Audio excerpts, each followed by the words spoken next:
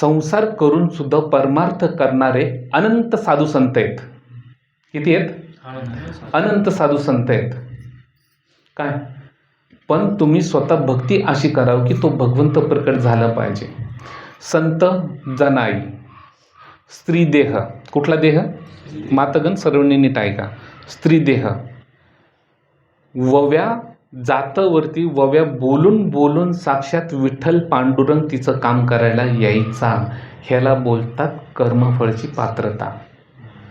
तुम्ही जसं कार्य करणार, जसं कर्मफळ करणार, त्या अनुसार तुम्हाला त्याची प्राप्ती होणार आणि तुमचं प्रारब्ध बदलत जाणार. काय बदलत जाणार?